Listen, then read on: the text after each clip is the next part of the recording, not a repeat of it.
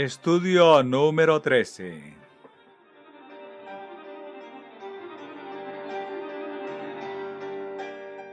En el último estudio hemos intentado aclarar, hasta donde sea posible para nuestro pueblo, la diferencia entre la creencia satánica y la fe de Jesucristo.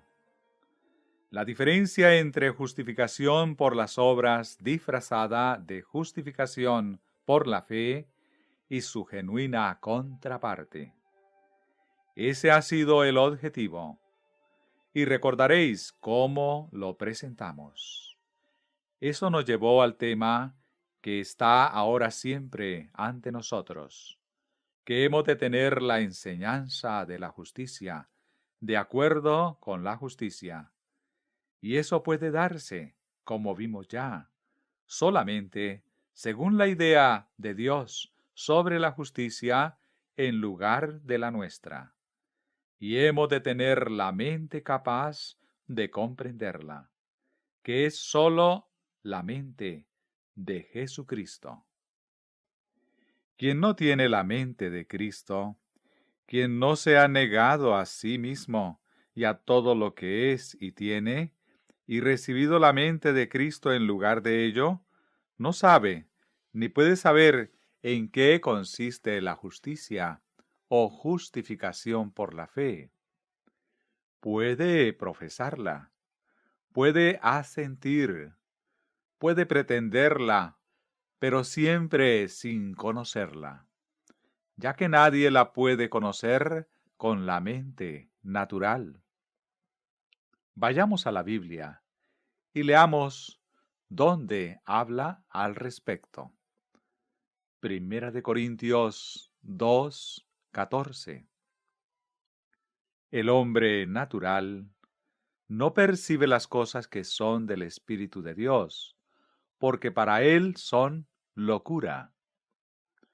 Esa es la precisa manera en que han tratado la justicia por la fe cientos de personas que profesan creer en ella.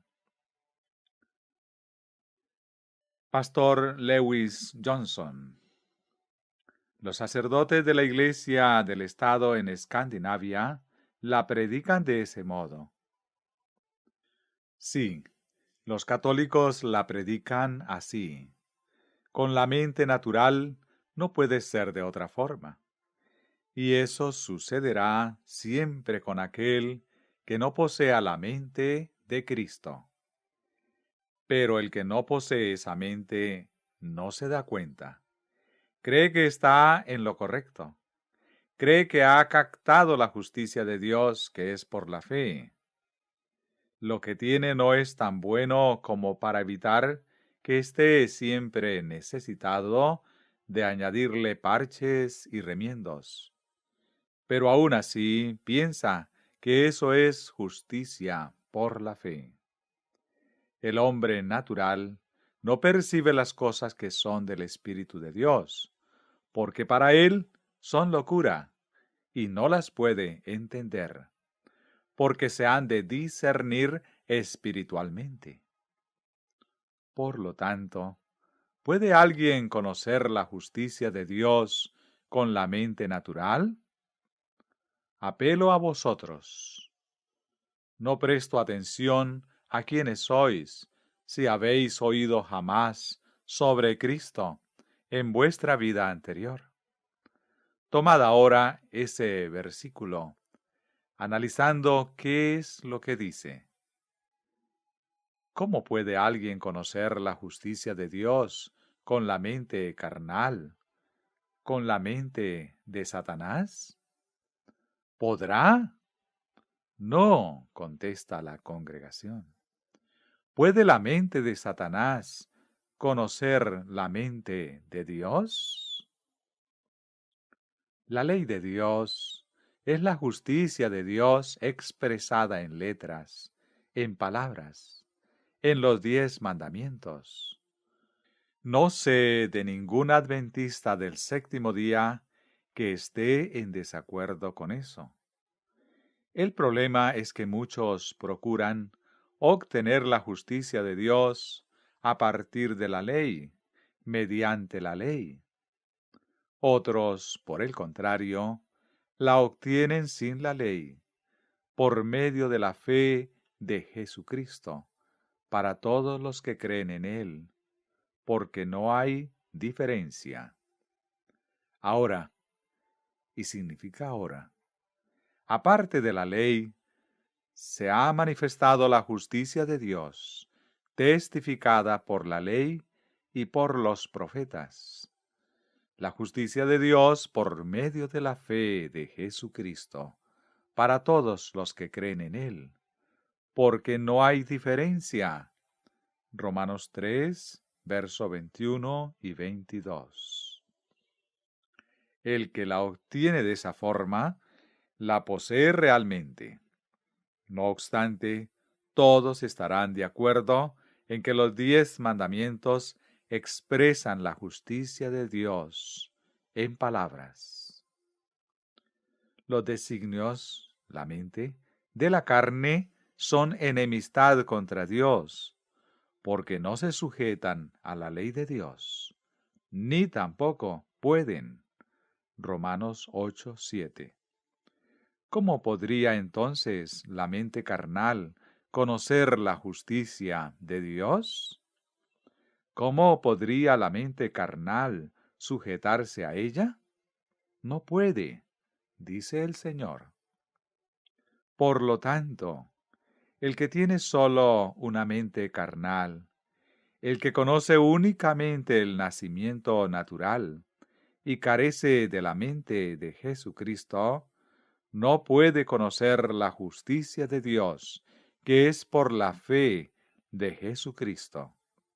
Y ahora, cuando el Señor quiere revelarnos la justicia de Dios de acuerdo con la justicia, cuando desea darnos la enseñanza de la justicia de acuerdo con la justicia, ahora como nunca antes en la tierra, debemos poseer solo la mente de Jesucristo.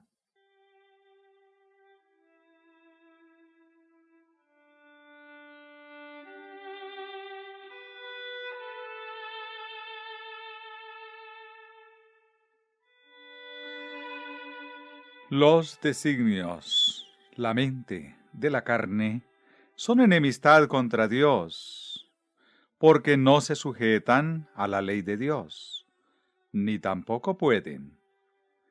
¿Se sujeta la mente de Cristo a la ley de Dios? Sí, dice la congregación. ¿Sucedió en algún tiempo de otra forma? No, contesta la congregación. La mente de Cristo siempre estuvo sujeta a la ley de Dios. Toda la Biblia, por supuesto, es la exposición de la ley de Dios tal cual es en Cristo.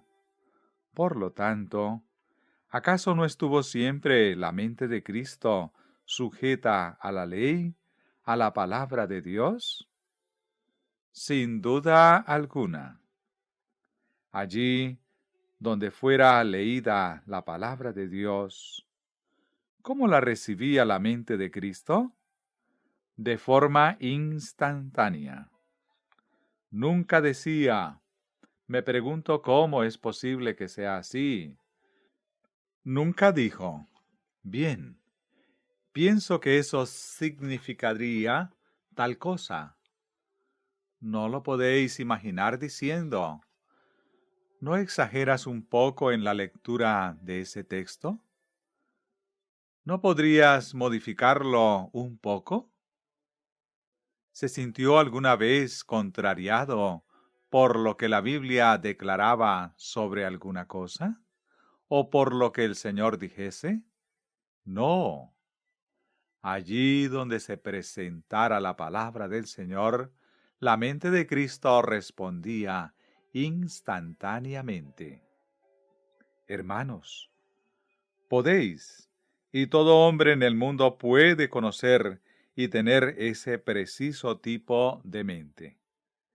Sé que podéis tener ese tipo de mente que responde instantáneamente a la palabra de Dios, sin cuestión, duda ni señal de rechazo. Podéis saber al respecto. Si vosotros y yo tenemos una mente como esa, al ser leída la palabra de Dios, no habrá un levantarse en contra, objeción o disensión. ¿Es esa la mente de Cristo? Sí, dice la congregación. Así pues, es bien fácil saber si tenemos o no la mente de Cristo. Si vuestra mente y la mía, si nuestra disposición no están en esa situación de entrega a Dios, de tal forma que cuando Él habla mediante la palabra aquí o mediante sus profetas, y hay algo en esta mente o en este corazón que se levanta, objetando y disintiendo, entonces, ¿qué mente tenemos? La mente carnal, dice la congregación. Esa es la mente que comenzó a objetar en el principio. Ha llegado el tiempo en que nos deshagamos de ella.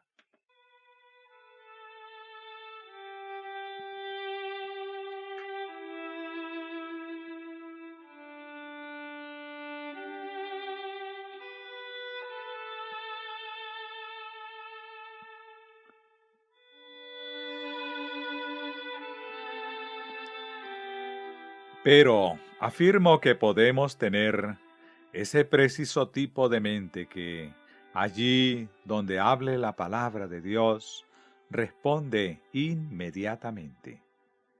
No hay nada en esa mente que se levante en oposición contra la palabra. Esa no es la mente natural para el hombre, pero el hombre puede tenerla y puede saber que la posee, y esa es la mente que hemos de tener. Esa es la mente a la cual el Señor puede revelar su justicia de acuerdo con la justicia, porque es la mente que recibe de Dios exactamente lo que Dios tiene para darle, en la precisa forma en que se lo quiere dar, y no en ninguna forma en la que yo pueda arreglarlo, modificarlo o descontar de ello. Así pues, el hombre que recibe la idea, la verdad, la justificación por la fe o justicia por la fe, de acuerdo con su propia idea o punto de vista sobre ella, corregimos acá, de acuerdo con su propia idea o punto de vista sobre ella, simplemente no la puede recibir, no la obtiene, ni más ni menos. Es la misma idea satánica sobre la justicia por la fe. Es el mismo sistema católico romano de justificación por las obras, camuflado como si fuese justificación por la fe. Y ha llegado el tiempo en el que, en un sentido mucho más profundo del que soñamos la mayoría de nosotros, necesitamos estar seguros de que poseemos la justicia de Dios y la justificación por la fe, en otro sentido del que la emplean los católicos romanos. Eso es seguro.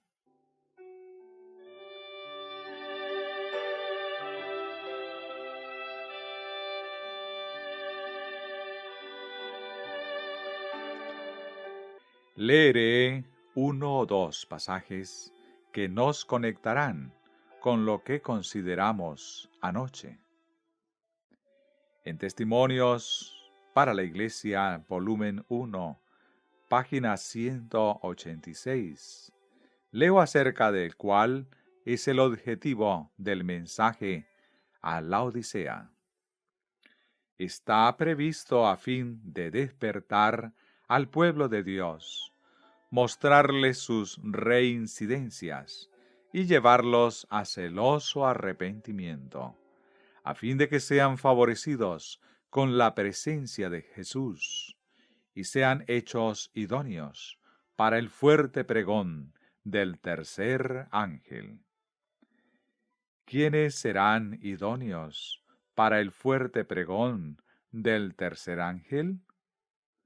Los que tienen la presencia de Jesucristo, aquellos a quienes el mensaje laodicense ha traído la presencia de Jesucristo. Eso significa la presencia personal, en ningún caso un tipo imaginario de presencia. Leamos cómo lo explica el camino a Cristo. Página 73 a la 75.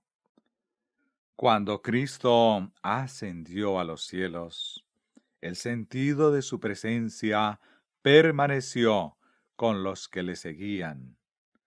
Era una presencia personal, impregnada de amor y luz. Jesús, el Salvador, que había andado, conversado y orado con ellos, que había dirigido a sus corazones palabras de esperanza y consuelo, había sido llevado de su lado al cielo, mientras les comunicaba un mensaje de paz y los acentos de su voz. He aquí, yo estoy con vosotros todos los días, hasta el fin del mundo.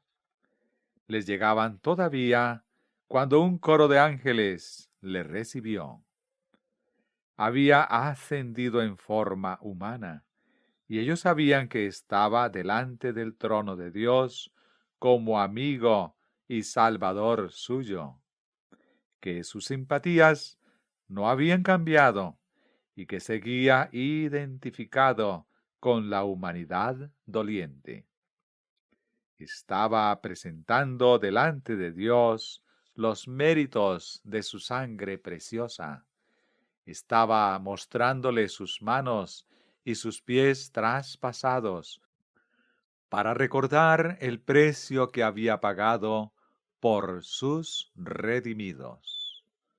Sabían que había ascendido al cielo para prepararles lugar y que volvería para llevarlos consigo. Al congregarse después de la ascensión, estaban ansiosos de presentar sus peticiones al Padre en el nombre de Jesús.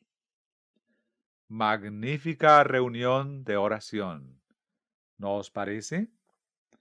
120 personas, todas ellas ávidas por presentar sus peticiones al Padre en el nombre de Jesús. Con solemne reverencia se postraron en oración, repitiendo la promesa: todo cuanto pidiereis al Padre en mi nombre, Él os lo dará. Hasta ahora no habéis pedido nada en mi nombre.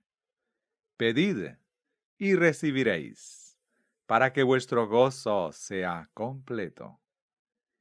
Extendieron cada vez más alto la mano de la fe, presentando este poderoso argumento: Cristo Jesús es el que murió, más aún, el que fue levantado de entre los muertos, el que está a la diestra de Dios, el que también intercede por nosotros.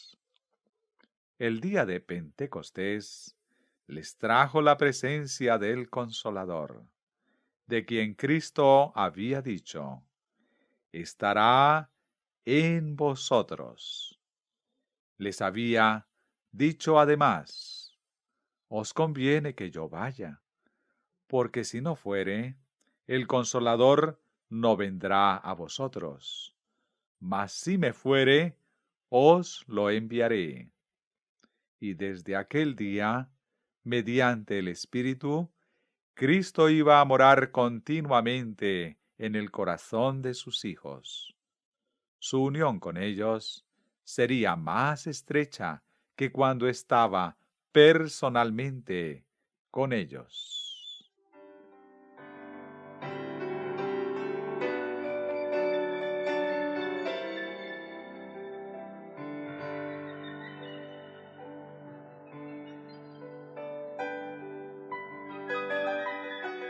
Eso es lo que Él quiere que tengamos. Quiere que tengamos lo que ellos tuvieron en Pentecostés, la presencia personal de Jesucristo. Y si la tenemos, su unión con nosotros será más estrecha que si estuviese aquí corporalmente.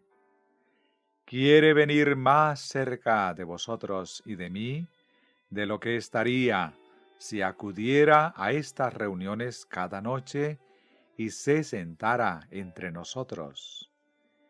Ese es ahora su deseo. La luz, el amor y el poder de la presencia de Cristo resplandecían de tal manera por medio de ellos que los hombres, al mirarlos, se maravillaban y al fin los reconocían que eran de los que habían estado con Jesús. Observad esta declaración en el testimonio número 31, página 156.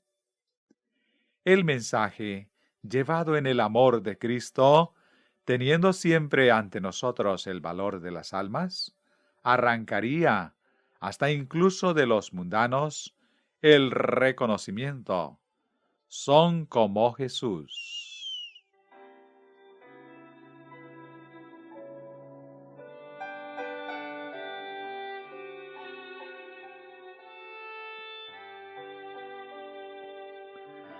Ha llegado el tiempo en el que Él desea que demos el mensaje de ese modo, y Él hará que así suceda.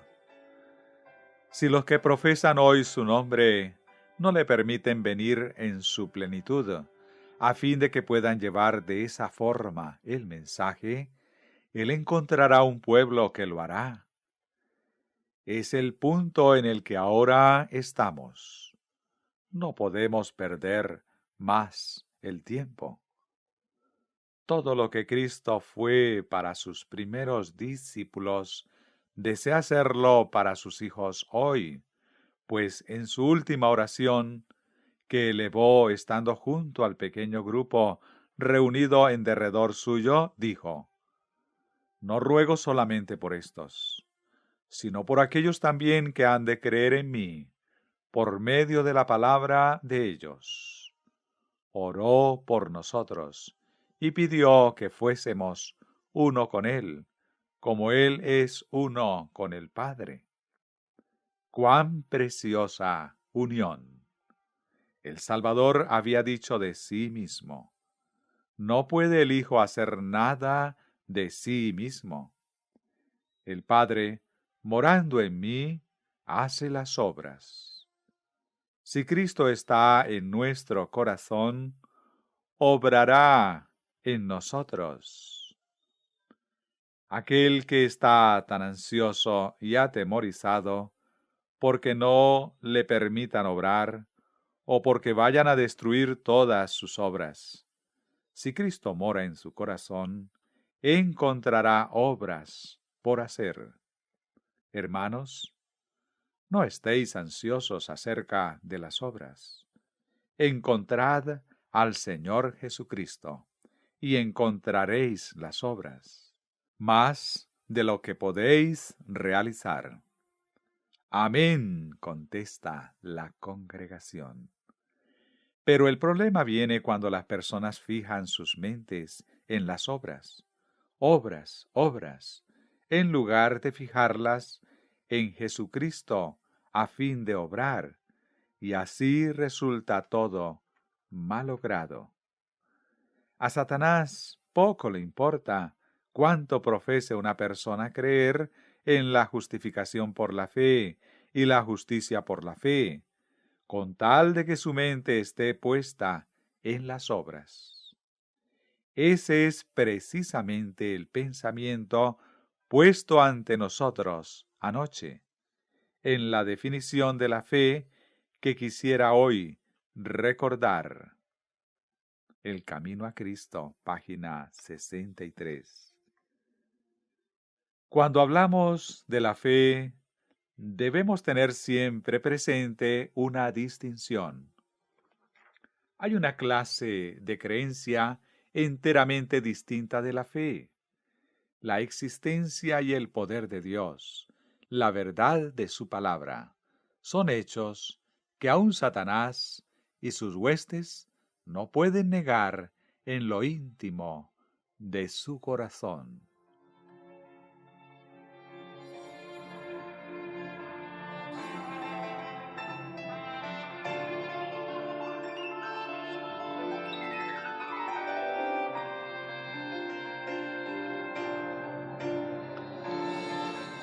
Ellos creen en eso, pero ¿qué poder les trae su creencia que los haga justos o que los capacite para realizar buenas obras? ¿Qué poder hay en su creencia? ¿Qué poder les da? Ninguno, contesta la congregación. No, el poder está alejado, mantenido lejos a modo de teoría, retenido a fin de ser observado desde la distancia, sostenido como un credo. Y así, hasta un espíritu puede creer en la existencia y poder de Dios, puede creer en la verdad de la Biblia, puede creer que Jesús es el Mesías, el Hijo de Dios, el Santo de Dios, y ser el diablo. Y en la forma de un papista, puede creer todo eso tal como hemos dicho, y profesar al mismo tiempo la justificación por la fe. Y puede ser un gran defensor de lo que llaman buenas obras. Sí, puede esforzarse sin medida a fin de ser bueno, de ser justo, a fin de mover a Dios, tal como leímos en el tema anterior. Sabéis que lo hacen, que hacen peregrinaciones y penitencias, que se flagelan literalmente, privándose de toda comodidad. Pero, ¿quién hace las obras? ¿Quién es el que obra en todo ello? El yo obra, a fin de hacerse justo, a fin de obtener ese tesoro del mérito que asegurará un incremento